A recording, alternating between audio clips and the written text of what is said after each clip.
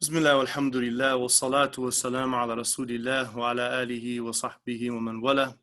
I want to welcome everybody to this introduction. We'll be studying a book, this book right here. It's called Al-Minhaj al-Islami fi Tazkiyah al-Nufus wa atharuhu fi ad-da'wa ila Allah azza wa jal. So basically the Islamic method of assessing and developing a system for purification of the soul and how that will affect us as people who represent this message to the world. So I'm going to go ahead and share with you this. Okay.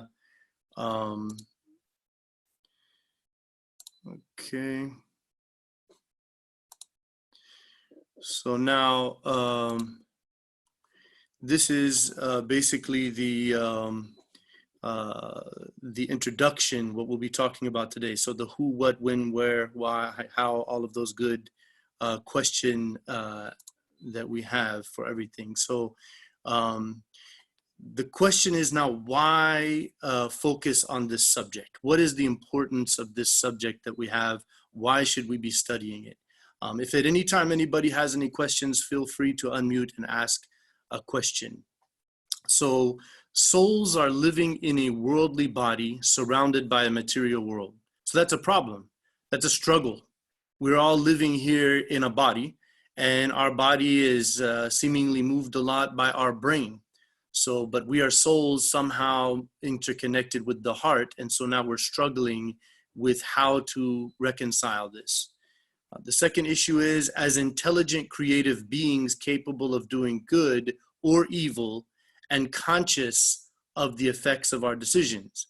So the fact that this is our reality, we have to be very careful about how we go about living our life. What is our idea of good and evil, and what motivates us, and how do we live our life, and what kind of priorities and decisions do we make in terms of morality? So this is reasons why we're focusing on this subject. The relationship between the mind, body, and soul could lead to health or sickness. It could lead to gentleness or rigidity. It could lead to contentment or hopelessness. It could lead to patience or anxiety. And it could lead to diligence or laziness, or it could lead to safety or fear. So everybody is struggling with the different feelings and reactions and life consequences that we all face. And then we all are thinking about building families and achieving success. And then eventually we're all going to die. And so we're all concerned about how do we maintain a proper state during all of that. So this subject is basically what we're going to do. This whole book is a massive commentary on the famous Surah Al-Shams, وَالشَّمْسِ وَضُحَاهَا وَالْقَمَرِ إِذَا تَلَاهَا, and so forth. And so then you have that وَنَفْسٍ وَمَا سَوَّاهَا, by the soul and who designed it and then inspired it as to what could corrupt it as well as what could protect it. So success is achieved by the one who purifies it, and failure is a result of turning away from it. So that is the verse. Those verses is what this entire book is about. So at the end of the day, we are searching for true happiness. We are searching for a feeling of contentment with who we are, what we're about, and where we're going in the future. So the question is, how do we cultivate it and preserve it? And so that when our time comes, we're ready. That we want to live a life in a state of just comfort and peace and happiness, meaning if I die right now, I feel like I'm ready for that. I feel like that's something that I am comfortable with and ready for.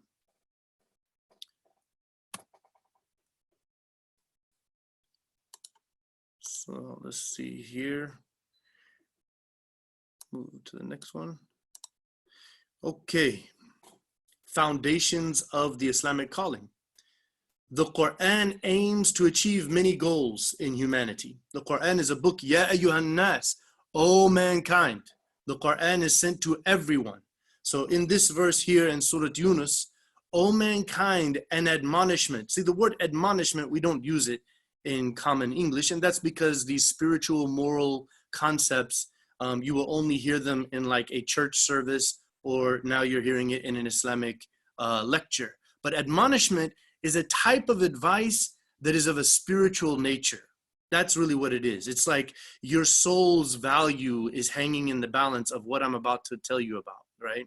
So that's an admonishment of spiritual counsel has come to you from your nurturer, meaning this Qur'an's purpose is to be a spiritual counsel, an admonishment, a reminder that it comes to you as acting as a cure for the diseases of the heart. The Qur'an's purpose was sent to humanity to be a cure for the diseases of the heart. Shifa'ul lima fis sudur. It is also a means of guidance, how to live our life right, and a mercy for the believers, those who see the evidence of prophethood, those who see the miracles in the revelation and the prophethood, those who follow that up with action through their words and deeds, that this book will be a witness for them in eternity, for their benefit, for their value. So in the middle of Surah Al-Baqarah, with this revelation, كَذَلِكَ جَعَلْنَاكُمْ أُمَّةً وَسَطًا, we have made you into a balanced, moderate nation. See, according to this verse, this Quran is sent to make us a people who are naturally easygoing. We're not extreme about trying to control everybody and force them one way, and we're not lazy and not concerned about our spirituality. You see? So we are naturally, by Islam, as Muslims following the Quran, a balanced, moderate nation. And the reason why we're that way is that that straight path we're on, that straight path is having two sides to it. And so the two sides is where you could fall off the straight path. So this side of the straight path is the extreme nature of forceful, violent, angry, rigid, control religious mentality, which you see many people afflicted with, the whole ISIS thing. So then you fall off when you take to that way of thinking of the straight path.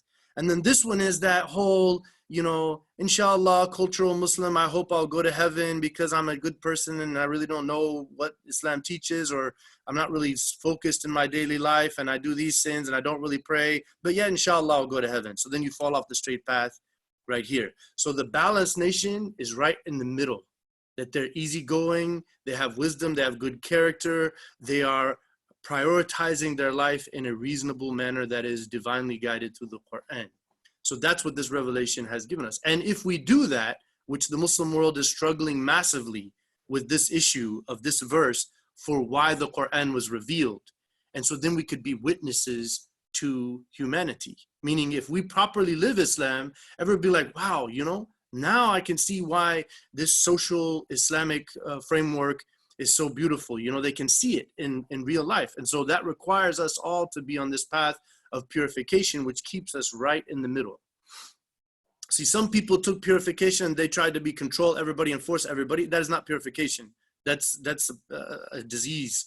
And then to other people said, well, we'll just do some remembrances and, whenever we get a chance, and inshallah, as though life doesn't have too much of a principled purpose. So this message is meant to make us on the middle path. And the Prophet ﷺ will be a witness for us on the Day of Judgment if we are following that. So now we go to the next verse.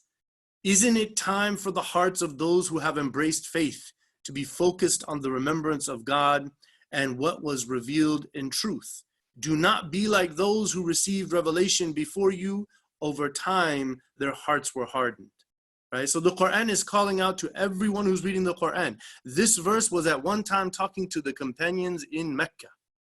Abdullah bin Mas'ud, he himself, commented how he was, very concerned. And these are the greatest pious, most self-sacrificing, principled, patient people ever. And this verse came to them because of some stagnance they had in their faith and spirituality. And so we should all remember that this Quran is meant to be something we engage and interact with regularly throughout our lives. So that means we must be thinking and pondering about it as a spiritual guidance. And then we must be thinking and pondering about life and what we're doing and why we're doing it and how we're doing it according to guidance that came from this book, right? And if we do that, then our hearts will stay soft and pure, and we will be on the path of purity, which is the path of excellence, as we'll see towards the end of today's discussion. So do not be like the previous nations. And, we know that for example, the Christians and the Jews, many of them religion isn't a big deal. And they're just like, okay, I got my cross. I'm a believer, you know, that's it. You know, I'm saved, right? Or I'm, you know, a Jew, and so I'm God's chosen one, and, you know, I don't really follow the revelations or anything like that. I don't pray my 3 prayers anymore as the Orthodox do. So this is where you have to stay diligent in your faith. And so in the last one here, it tells us how all of the top 3 verses are properly understood. Surely in the messenger of God is the best example for whoever hopes to meet God on the last day, remembering God often. Meaning that if you want to know how to live this Quran, if you want to know how to act upon a principled spiritual journey, then you must follow the Prophet sallallahu alaihi wasallam. You must read his biography from different perspectives, reanalyze the stories and the events, think about and read his hadiths, the authenticated teachings that come from him. There must be, you know, Riyadh al-Salihin and the 40 hadith of Nawawi and other hadith collections in our homes, and we must be thinking about those and looking how can we, and if we do that, that's a reflection of us knowing what the Quran is all about. It is a practical life of spiritual truth, and that was the Prophet ﷺ is the best example. So if we're planning to meet God, meaning to die, perhaps today, you know, now we're hearing about people dying left and right. You know, they're talking about 100,000, 240,000, you know, it seems a lot more probable that we could die, you know, at this point. So, and you know, may Allah preserve us all, and I hope you're all taking it very seriously about isolation. Now, and just imams and people I know across the country and Muslims I know from other communities I've been to and visited, people are dying. Muslims are dying. In the UK, many Muslims have died already. And so whoever's thinking that this is some, you know, hoax or whatever, it's very real. So be ready for death. Death could come today. And so that means we have to remember God often. To the next slide here. The author's method in this book. So now I'm going to basically, you know, give you what he has described as his methodology in presenting this science, the science. So I'm going to go a little bit on a tangent here. So what has been called tasawwuf or Sufism has in fact gotten way out of hand over the centuries. In the early times, meaning in the 100 years after the Prophet ﷺ, however that phrase came into existence, what it meant was someone is a very spiritually connected, they're remembering God often, they only say things that are beneficial, they're only saying nice things, they're gentle, they're kind, they have really good character, they're people who, you know, they don't eat gluttonous and eat so much, they're people who are focused on seeking knowledge and character development and all of that. So that's what it was understood. So over time, many other understandings and all these kind of groups and, you know, dreams of the Prophet and special mystical orders and stuff came about. So this author is basically saying, let's codify the science of purification of the soul, relying heavily on the scriptural texts with references related to each subject using classical interpretations. Right? So sticking to authenticated hadiths, not relying on mystical meanings or hadiths that are not authentic, or going into all these stories, magnificent, seemingly miraculous stories of the righteous. The Sheikh is saying, you know, we have plenty of teachings in the Quran and in the example of the Prophet Muhammad that have been authenticated by a rigorous research of narrators and text authentication. We do not need to go into hearsay stories and you know, some of these stories you've heard in khutbahs and things that sound ridiculous. Let's leave that to Allah, was that true or not? And let's not go around promoting that as the system of our spirituality or the basis of our spirituality. So he wants to reform this science from centuries of mysticism by presenting the core teachings of Islam as means of spiritual purification. He's going to present this book and show and bring the ayahs and the commentary that everything that Islam teaches is about spiritual purification. It's not about following rules for the sake of rules. It's not about, you know, fearing the hellfire and all of that. You know, it's actually fundamentally about having a pure soul so that when you die that you're ready for it, so that you're in a state of contentment with who you are, how you live, and what's going to happen to you when you die. That's what he's going to present to you. So he's going to use the scripture, the classic interpretations according to traditional Arabic. So we'll be studying purification through the understanding of the nature of the soul, beneficial knowledge as a concept, principles of faith and pillars of faith, the nature and purpose of worship, community service, marriage, companionship, pondering and reflection, and conviction. Yeah, there's a question. Go ahead. كيف أخبارك؟ الحمد لله ما شاء الله. علي طيب. السلام عليكم. عليكم السلام ورحمة الله. لديك سؤال؟ لا والله بس مستمع بس دست المايك by mistake. Oh, okay, yeah. الحديث. Yeah, go Yeah, ahead. sorry. Inshallah, I'll put it on the mute, inshallah. Jazakallah khair. So, yeah, so these are the subjects here, as you can see, that he's going to cover how, Islamic purification of the soul as an Islamic methodology is really revolving around understanding and dealing with these subjects here. And so we'll study the diseases of the soul, the diseases of the heart, through knowing the devil, Satan, and his work. How does he work? How does he operate? If you know your enemy, you can defeat your enemy. Like right now, the problem is with COVID-19, we keep finding out they don't really understand how it works and operates. You see what I'm saying? They don't understand this COVID-19. There's many opinions amongst the doctors and the scientists about where did COVID-19 come from? What exactly is it? How does it operate? How does it spread? What kind of people can be affected by it? How badly? And so forth, So we're seeing this big problem with this COVID-19 because we don't understand it. So in terms of spiritual purification, the Quran has laid out exactly the devil's concept and how he functions and what he's about and who all of his followers from jinns and human beings, how they operate, right? And so we're going to really study that. And that's through two fundamental things, which is desires and doubts. So your desires, this tree, if you eat from it, we'll talk about next week, and then the doubts, like, oh, really, philosophizing everything. Well, if it's like this, now the whole, shirk of the modern era is worshiping the human mind and its abilities and what it thinks it knows, right? So from a spiritual concept, the modern scientists and the modern era are saying, now religion is old and outdated. We now have figured out X, Y, and Z. And so then therefore religion is nonsense and God's not real, right? But when you ask those people in science, in the field they're all proud of, they're like, oh, we're still learning so much. There's so much to learn. It's so they're very humble inside because they worship science at the end of the day. They're all in awe of it. They have khashya min al-ulum al-tabi'iyya, from the natural sciences of the world. It's so amazing and awe-inspiring, right? So that's their worship. They're dedicated to that, right? That's in the modern day. And that's understanding how the devil operates. This is, like I'm saying this not just because it sounds, like makes sense, or there's ayahs in the Quran that tell me that that's exactly what's going on with these people. So that's where the problem is. Okay, next slide here.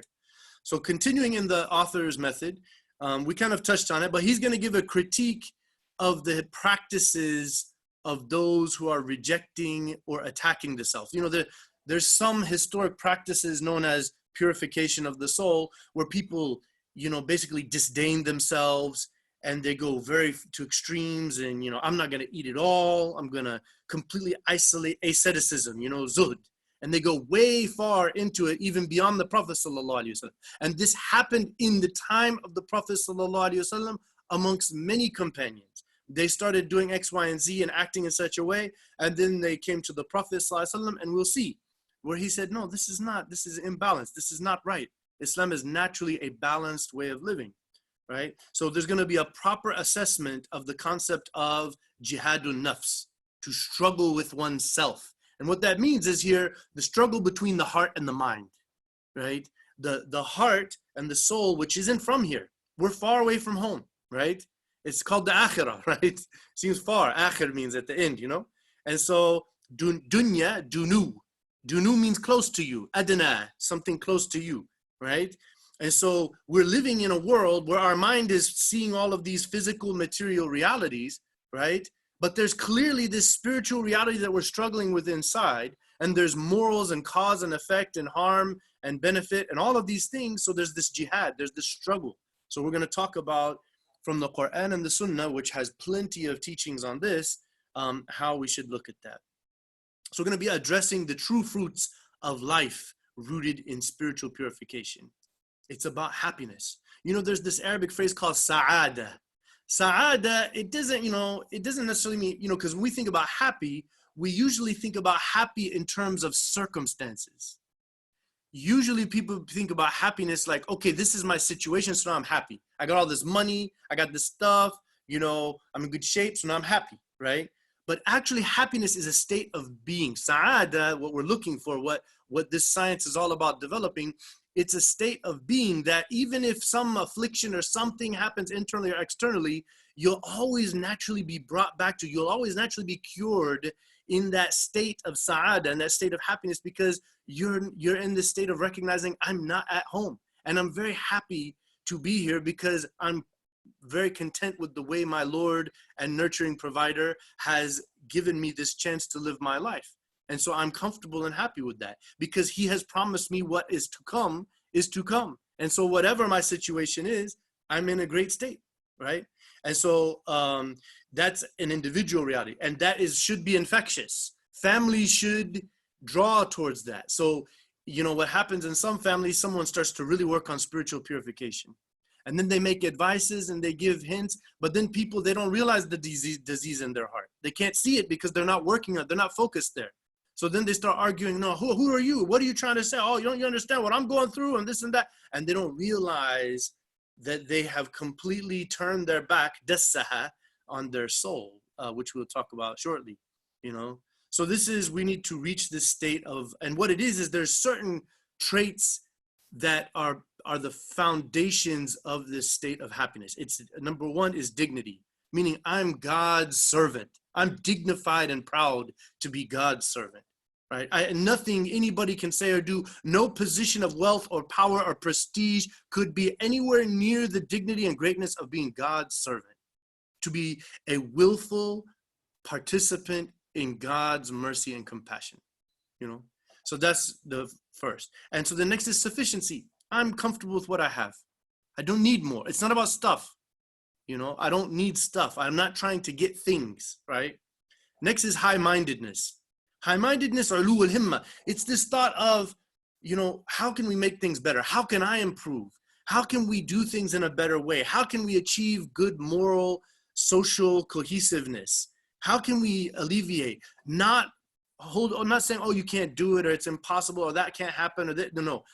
This state of anything is possible with Allah. This is the high-mindedness. And wisdom, like understanding the nature of knowledge and the best way to impart it, the best way to deal with it, the best way to handle situations and peoples and circumstances according to wisdom.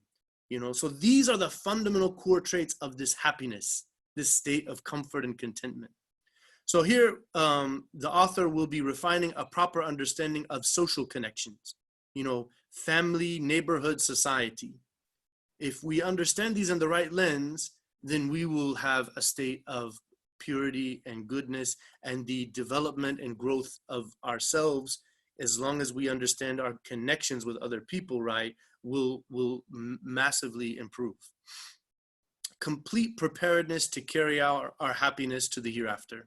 So we want to reach this, readiness to die. I mean, I keep saying it. I don't want to bring a Biggie Smalls drop on there for those what I'm talking about, but this is the real spiritual ready to die, So some final advices he will bring at the end of the book. He'll bring these. So he did this whole long research of, 600 pages, 665 pages, that's his research. So we're going to be doing this for a little while. So then after that, he thought, there's all these points that have come to mind of advices and things that we should focus on after that. So that's his method. So now we'll basically conclude today's thing by a couple of slides, or a few slides here, on defining the subject, a proper definition of the subject. So definitions of tazkiyah, the literal meaning of tazkiyah is to grow, develop, and purify, I keep saying you know. I don't know why I'm saying you know. Zakat as a concept is called purifying the individuals from their attachment to their wealth, and then developing the people who are disenfranchised and poor and struggling with their lack of resources. So that's why zakat is called that. Zakat in and of itself really has nothing to do with charity. This is the word sadaqah. Many scholars said that this following verse that we're about to talk about is better understood as engaging in spiritual purification rather than giving zakat. So basically, this is the beginning of Surah Al-Mu'minun. So it says, قَدْ أَفْلَحَ الْمُؤْمِنُونَ. Success has surely been attained by the believers. الَّذِينَ هُمْ فِي صَلَاتِهِمْ خَاشِعُونَ. They are those that when they're in their prayers, they are deeply, humbly focused in their prayer and what they're saying and their connection with Allah. وَالَّذِينَ هُمْ عَنِ اللَّغْوِ مُعْرِضُونَ. They are those who, when they find themselves around useless or harmful language or talk, that they turn away from it and that they speak against it. You know, people who are speaking in this negative way or corruptive language. وَالَّذِينَ هُمْ لِلزَّكَاةِ فَاعِلُونَ. And this is the verse here. They are those who engage in purification. I'm going to say it like that because zakat as a concept of the pillar of Islam that you give as an obligatory alms charity is an amount of money that you give. So لِلزَّكَاةِ فَاعِلُونَ, it literally means those who for their zakat they are doing it. That's a literal. But what it means is those who are engaging in zakat. So many of the scholars, as you will find in the books of tafsir, they said that here this ayah was revealed in Mecca, and we know in Mecca that zakat had not been obligated yet. There is no obligation of zakat. Zakat was obligated in the second year of Hijrah. So this verse was revealed in Mecca, so it can't mean zakat. And so this is why scholars preferred that what it means is those who are working on a state of purifying their soul.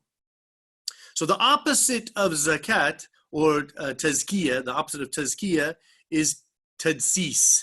So you have zakkah, قَدْ أَفْلَحَ مَنْ زَكَّاهَا وَقَدْ خَابَ مَنْ دَسَّاهَا, right? So you have success has been attained by the one who purifies their soul, and failure has been the unfortunate reality of one who turned away from it. So dassaha, dassa in Arabic, it really means to try to hide it somewhere where nobody can see it.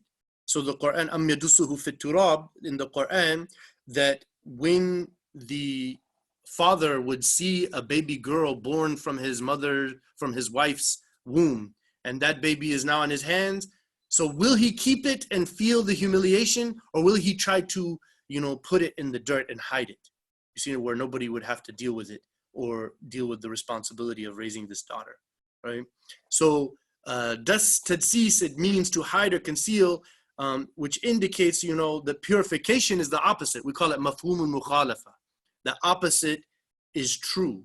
So in terms of Islamic legal derivation, when we're interpreting an ayah or hadith or a legal ruling, we say if that was established as a norm, then the opposite of it is true. And so if the ruining or corrupting of the soul is through turning away from it, then the purification of it is to attend to yourself, and you focus on yourself as a soul, not to see that you have a soul, because then you're actually identifying yourself as a body. When you say, I have a soul, my soul. When you say my soul, now you're giving your mind authority over this thing in you called a soul, rather than saying, I'm a soul and I'm living in a body dealing with these desires and these worldly influences. So it's a paradigm about how you focus on who you are and what you're about. So zakat as a concept is to increase the goodness, which can only be done, as we said, by leaving evil. So the opposite is true, you see? So the Sheikh put here that a beautiful point that if you want to grow a plant and the plant has all this mud on it, or it has all these little varmints and bugs and things, you have to get all that stuff off of the plant so it can properly receive the sunlight and that it can be healthy and grow. So in terms of priorities, you should really focus on completely avoiding all sins and, really realizing sin and immediately repent from all sin and feel very guilty anytime you sin immediately, to cultivate that thought process of purifying ourselves from the sins and our egotistical pride and our attachments to our desires of this world. Okay, so another definition of tazkiyah, it means to make something pure or well developed. You see, this is done by action, belief, or claim. So the Quran warns us all. فَلَا تُزَكُّوا أَنفُسَكُمْ هُوَ أَعْلَمُ بِمَنِ اتَّقَى. So don't claim purity for yourselves. Meaning, don't be like, I'm a righteous Muslim. I'm on the truth. I'm pious. I know, and I'm so good. Don't do that. It's his decision about who's what, and he knows truly what's in the hearts, and we don't claim it for ourselves. So here, the process of tuzakku, means don't claim tazkiyah for yourself, meaning don't claim that you are pure and well developed. Okay, so it's tazkiyah as a process here is defined as the claim or the belief or causing something to be purified. And we call it in the modern era, we say it as a tazkiyah. If you need a recommendation letter for some job or to get into some school, they call it tazkiyah. You see, so somebody's claiming that you're an upright, good person. You see, so that's what this one is. So it comes in the Quran in 4 different ways, tazkiyah as a concept. When it is God doing it, we understand it to mean providence.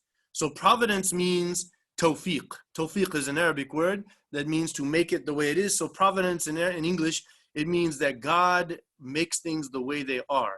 You see, he brings a blessing to something and gives it its goodness, right? So assuredly, balillahu yuzakki man yasha, here in Surah An-Nisa. So it's assuredly God purifies whom he wills. So he will, give you the blessing of being pure and wholesome and well-rounded, spiritually speaking, if he so desires. And that's based upon, is your sincere intent seeking it? And then you're following up that sincere intent with work and trying to do it. So when coming from the Prophet ﷺ, tazkiyah as a concept in the Quran, it means guidance through example. So it says, يَتْلُو عَلَيْهِمْ آيَاتِهِ وَيُزَكِّيهِمْ وَيُعَلِّمُهُمُ الْكِتَابَ وَالْحِكْمَةِ. So you have Surah Al-Imran, also in Surah Al-Jumu'ah, where it says that he recites to them the revelations, the Prophet, like defining who the Prophet is, what his responsibility is. He tells them what is the message, and he makes sure that they know it. And then he purifies them, meaning he gives them an example. He shows them, he brings them together in faith. He shows them the way, he guides them, he's their example. وَيُعَلِّمُهُمُ الْكِتَابَ وَالْحِكْمَةِ. Then he teaches them exactly what does these ayahs mean, and these are in hadiths, the wisdom of it, you see.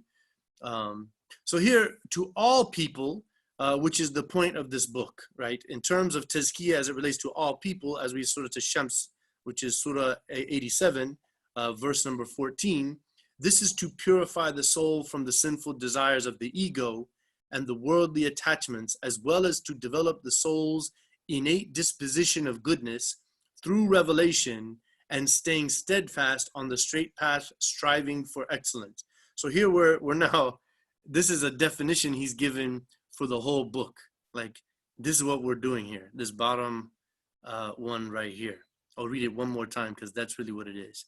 To purify the soul from the sinful desires of the ego and worldly attachments, as well as to develop the soul's innate. Innate is an English philosophical word that means you're born with that knowledge.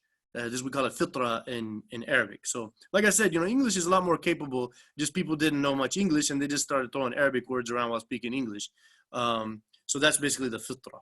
So the innate disposition of goodness through revelation and staying steadfast on the straight path, striving for excellence. So that's what we're doing here. So the pinnacle of tazkiyah, the Prophet ﷺ, he describes the pinnacle of tazkiyah here. And the Prophet ﷺ says, 3 actions that make us taste the sweetness of faith, worshiping God alone, knowing there is none other than him. What does that mean? That means that when you're doing work for him, you know that he is the absolute truth of all existence, and there is nothing in existence worthy of your desire to please. Like if you're trying to please anyone or anything after him, it's because it is pleasing to him. You see, and that's what it's talking about here. So then secondly, he said, happily giving your zakat every year from the best, meaning happily meaning not going, oh no, now I got my zakat. I got to now pay that extra money, right? You see it as, oh, right, now I can pay this money, and this is, a way of purifying my wealth. And of course, these same type people are giving charity throughout the year as well. So then he says from the best of his or her wealth. Back then, zakat, it would come out of, your sheep and your goats and, your gold and silver and all this stuff, so zakat could be given, the idea of wealth back then was much more of actual real things rather than this dollar bill concept. And I'm very strong tendency to go on a tangent over that, but I won't. So then he said, and purifying the soul. And so, I was just reviewing this. I had never realized that the Prophet ﷺ described it this way, or at least I didn't remember from reading this book the first time. So then the man asked, what is purification of the soul? This is one of the 3 actions that will make us taste the sweetness of faith. He said, to know that God is with you wherever you are. So people say, okay, how's God with you and all that? We don't do like that. We don't say, oh, how and all that and try to talk about the nature of God and all that. No.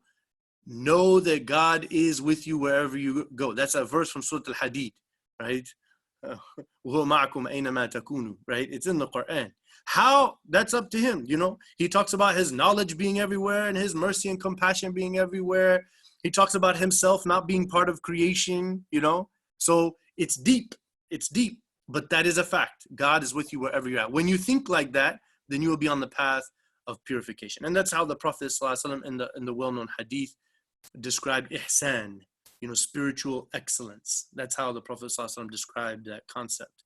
So this is the path that's made easy for those who are in divine remembrance. If you're thinking about God throughout the day, if you're reacting and dealing with situations, if you're waking up with the remembrance of God, and the Prophet is the best example, and then you go get your clothes on or go take a shower, you eat, you do whatever you do, you get in your car, whatever it may be, if you're in the remembrance of God, then whatever, corruption of this world or the corruption that somehow you still have not purified yourself completely of it, when it comes to your mind or to the situation you're dealing with, you will be in a state of purity because you will be able to deal with it, because guess what? Allah is with you. So this is the path of excellence. So now we're going to define the nafs. What is the nafs? The word nafs in Arabic can be pluralized as anfus or nufus, and it makes no difference. Those are just 2 different plurals of one word. It's just, that's just Arabic sometimes have more than one plural for a word. It means many different things. It can mean the soul, like we're saying it means the soul here. It can also mean the self or the ego, meaning that part of your consciousness where you're thinking about stuff here in the frontal lobe. Many people refer to that as the nafs, and that's why they call it ilmun nafs. The psychology as a science is referred to ilmun nafs, the science of the self, meaning the thought process in your brain that comes out in subliminal or intentive ways in your behavior, how that affects you. The human being as a whole is referred to as a nafs. So if somebody gets killed, that's his nafs, qatala nafsan, he was killed. Nafs can also mean the same as it is or the reality of something. You say nafsuhu. If you say nafsuhu, it means the same one, or that it's in and of itself, right? So this just, that's just what it could possibly mean. So, there's this huge debate among philosophers, psychologists, neurologists. What is consciousness? Some of them, I've read research one time, they called it, this is the ultimate goal of science, is to figure out consciousness, and they're still talking like that today. They're saying it is the Holy Grail. This is the word in English we say. Holy Grail means the most important reality of something. So they say that this consciousness, what is that about? That is the Holy Grail of science. So they're talking and they have all these opinions and they differ with each other. And alhamdulillah, we've got revelation. Not only do we have revelation, but everything the revelation says about the nafs It makes perfect sense. Our experiences confirm that's what it is. We know it. It's built in. It's innate. It's fitrah. The author's preferred definition of the soul is as such. So this is his actual definition. The internal conscious reality of the human being, which is naturally aware of good and evil, and is the cause of human behavior, and thus carrying the value thereof in the hereafter. So this is where he's referring to this as a soul. And there's no doubt that the soul is interconnected with the mind. There's no question about that. We are engaging in some sort of a struggle with that. So the combined meaning of our subject matter is studies in soul purification and development on the path of excellence. So that is our,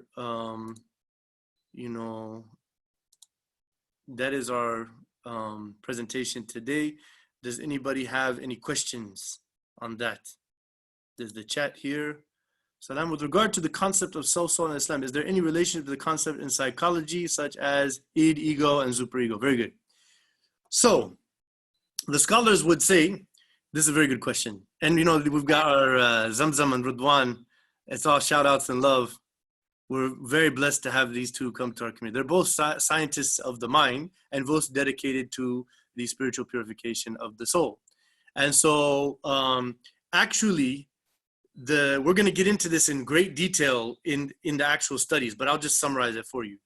So some of the scholars of this, like Abu Hamid Ghazali and others before him, Junaid and others, they talked about this science, Abdul Qadir Jilani and so forth. And this is long before there was a psychology. And so they referred to Nafs al-Ammaratun bis-Su, that you have this materialistic self that's like an animal. Like we all have this part of our existence as a mind and as a body that's very animalistic. I just want what I want because I want it and I like it, and I can see immediate benefit in that. And so they said that is the worst and the lowest level of the spiritual truth of a human being, that is something that will destroy them, right? And then there's a nafs al-lawwama, which is where the Quran talks about the self-blaming soul, meaning one who's reflecting on who they are, what they're about, what they're doing, what their purpose is, and they're thinking, I shouldn't have done that. I should probably do this. I need the advice of so-and-so. I'm welcoming this advice. This type of thinking that they said is the ego, that this is a conscious person of who they are and what they're about. And they have a principle of purpose. And then the superego, that's where they said that this is basically referring to the nafs al-mutma'inna, as-sa'ada, that where you are living in selflessness, benevolence. And by the way, what's crazy about all of this is what those psychologists who, Freud and others after them, came up with in the id and the ego and the superego is exactly what has been said in our tradition. So either one or two is true. Either they read our stuff, which I think they have done a lot on many other issues, and then they threw out the religious nature of things, not paying attention to this clearly came from God, and that's why we like it, because it's superior to anything else we know. But they said, no, we'll take that, and then we'll just call it whatever we call it. Or they never heard of that. They never heard of anything in the spiritual teachings, which if you read the definition of all of those, the Arabic Islamic terms, and then what did they say is the id, the ego, and the superego, they mirror each other. There's been books written about this, right? And so either they never heard about that, and then they came up with this after lots of scientific research and analysis, which is only confirming that we didn't need to figure out all this neurology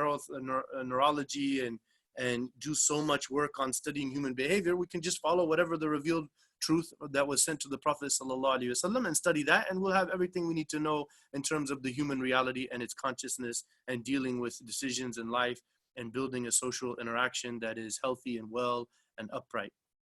Next question, how is the soul and mind interconnected in the Islamic perspective? So the way we look at it, Jazakumullah khairan, the way we look at it is that the mind is somehow, partly serving the body and partly serving the soul.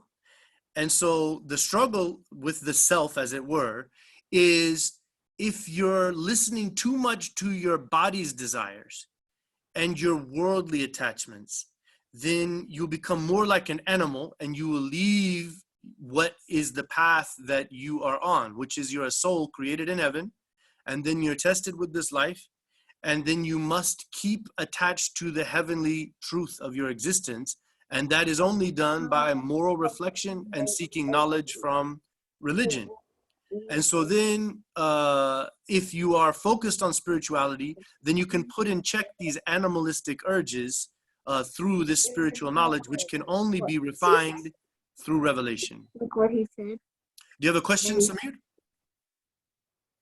No, sorry. Jazakallah khair. Accidentally unmuted. As I apologize. It's all love, man. It's all love. Anybody have any questions? Assalamu alaikum to everyone. Yeah. Any other questions? Okay, so we're gonna go ahead and conclude our session today, inshallah. Jazakumullah khairan. May Allah bless all of you. Stay safe. Please send me any questions if you have any questions or any ideas. We are looking about putting some social hangouts and putting some questions and ideas together soon. So be on the lookout for that, inshallah. Jazakumullah khair. Assalamu alaikum wa rahmatullah.